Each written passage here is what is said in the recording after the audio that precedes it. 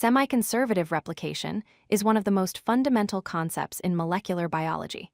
It describes how DNA makes copies of itself. The term semiconservative tells us something important.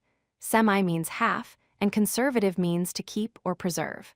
So semiconservative replication means that half of the original DNA is preserved in each new copy. Each new DNA molecule will have one old strand and one new strand. Before scientists understood DNA replication, they faced a crucial question. How does DNA make an exact copy of itself? DNA is a double helix with two intertwined strands, containing all the genetic information needed for life. When a cell divides, it needs to duplicate its DNA perfectly so each daughter cell receives the same genetic instructions. But how does this copying process actually work? What mechanism does nature use? Scientists proposed 3 different models to explain how DNA replication might occur. The first was the conservative model, where the original DNA stays completely together. The second was the dispersive model, where DNA breaks into pieces and mixes old and new segments. The third was the semiconservative model, where each strand separates and serves as a template. Each model predicted different outcomes, and scientists needed experiments to determine which one was correct. In the conservative model, the original double helix remains completely intact and serves as a template to create an entirely new double helix. Think of it like photocopying a document. The original stays unchanged, and you get a completely separate copy.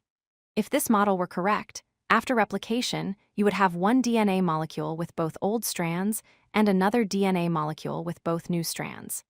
The parent DNA would be conserved as a complete unit. The dispersive model suggested that during replication, both DNA strands would break into fragments.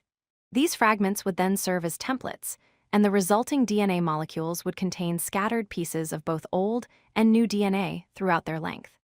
Imagine cutting up a document, making copies of each piece, and then randomly mixing original and copied pieces together.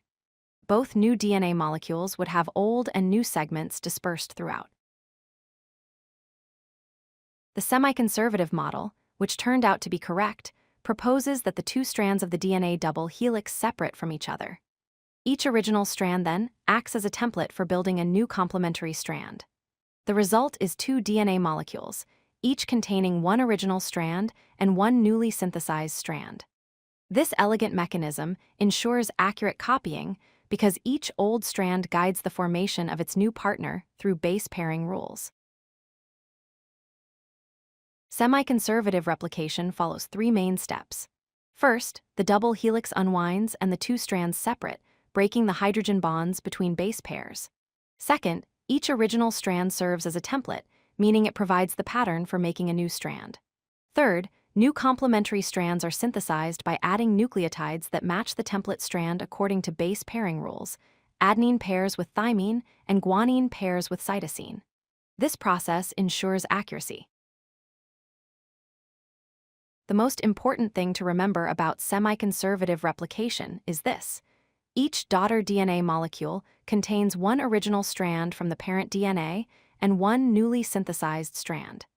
This means that half of the parent DNA is conserved in each new molecule. This mechanism is crucial for maintaining genetic continuity across generations of cells.